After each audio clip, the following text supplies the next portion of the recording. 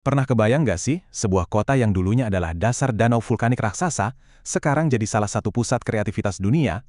Ini bukan cuma cerita tentang sejarah, tapi tentang gimana sebuah tempat bisa terus-menerus beradaptasi dan berubah.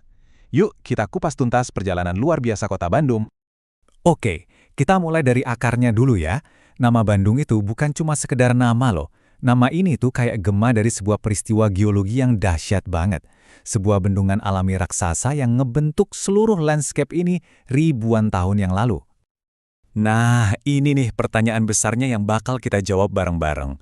Gimana ceritanya perjalanan dari air jadi aspal, dari suasana alam yang tenang jadi pusat metropolitan yang super sibuk? Ini kisah yang luar biasa pastinya. Babak pertama cerita kita dimulai saat air Danau Purba itu mulai surut dan lahirlah sebuah pusat pemerintahan baru yang ternyata sangat strategis. Coba deh perhatiin rentang waktunya. Kita loncat jauh banget dari 6.000 tahun lalu, pas letusan gunung api bikin Danau Purba, langsung ke momen krusial di tahun 1810. Ini bukan sekedar tanggal biasa di kalender ya. Ini adalah momen lahirnya Bandung sebagai sebuah kota. Dan keputusannya murni karena kepentingan logistik kolonial. Nah, yang menarik banget dari slide ini adalah logikanya. Pemindahan ibu kota dari Krapyak itu ada alasannya, dan alasannya kuat banget. Waktu itu, Dendels lagi ngebangun jalan raya pos yang legendaris itu, dan Krapyak yang sering banjir ada di lokasi yang salah. Jadi intinya apa? Bandung lahir karena berada di lokasi yang pas, di waktu yang pas untuk kepentingan kolonial. Lanjut, kita masuk ke era keemasan, era yang benar-benar ngebentuk estetika dan citra Bandung yang kita kenal sampai sekarang. Coba ingat-ingat tahun ini, 1906. Ini titik baliknya. Bandung resmi jadi Gemancete atau kota praja. Artinya, kota ini punya otonomi sendiri, lepas dari kabupaten. Ini tuh kayak dapat lampu hijau buat ngerancang takdirnya sendiri. Dan inilah yang memicu ledakan pembangunan yang bakal mengubah wajah Bandung selamanya. Jadi, gimana ceritanya sebuah kota di Hindia Belanda bisa dapat julukan sekeren Paris van Java? Nah, ini dia resepnya. Bukan cuma satu hal ya, tapi perpaduan yang pas banget. Arsitektur Art Deco yang megah, lahirnya kaum intelektual dari universitas teknik elit, iklimnya yang sejuk kayak di Eropa, dan citranya sebagai tempat liburan para elit. Ini adalah branding kota yang sukses banget pada masanya. Oke, sekarang kita geser ke periode yang, penuh gejolak. Era di mana Bandung nggak lagi cuma jadi permata kolonial, tapi jadi panggung perjuangan sekaligus diplomasi tingkat dunia. Bayangin, Maret 1946, euforia kemerdekaan masih anget-angetnya, tapi awan gelap udah datang. Tentara sekutu tiba, niatnya mau ngambil alih lagi. Kota Bandung pun dihadapkan pada ultimatum yang mustahil, serahkan kota atau... Dan responsnya? Luar biasa heroik.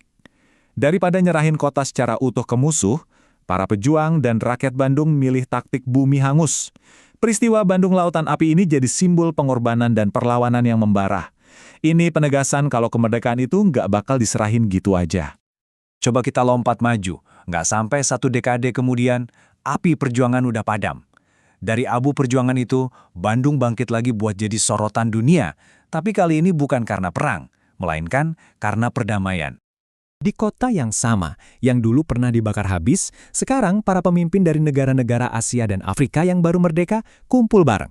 Ya, Konferensi Asia Afrika tahun 1955 mengubah Bandung dari medan perang jadi panggung diplomasi global. Dan inilah warisan yang paling besar. Semangat Bandung jadi seruan buat solidaritas, kerjasama, dan perlawanan terhadap kolonialisme. Peristiwa ini menempatkan Bandung secara permanen di buku sejarah dunia dan memperkuat identitas Indonesia di panggung internasional.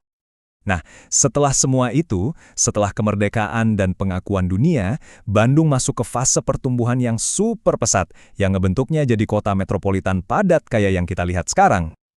Slide ini nunjukin dengan jelas banget 2 mesin utama yang bikin Bandung meledak.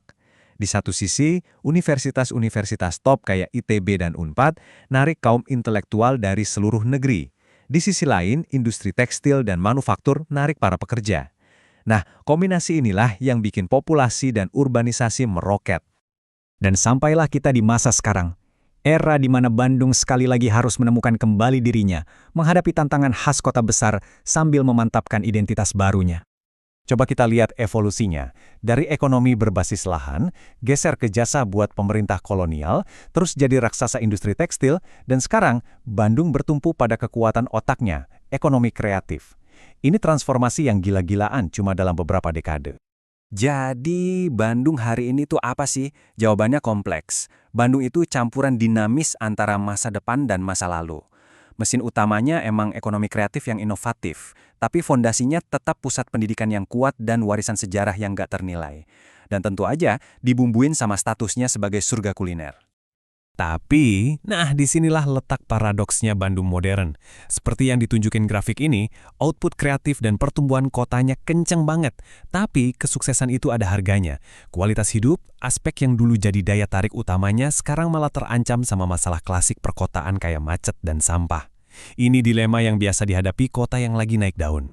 Jadi, kalau kita tarik benang merahnya, perjalanan Bandung itu tentang adaptasi dan reinvensi yang gak ada hentinya. Dari dasar danau purba, jadi pusat kekuasaan kolonial, medan api perjuangan, panggung diplomasi dunia, sampai sekarang jadi inkubator kreativitas. Pertanyaannya sekarang adalah, dengan semua potensi dan juga masalahnya, kira-kira babak selanjutnya buat Bandung bakal kayak gimana ya?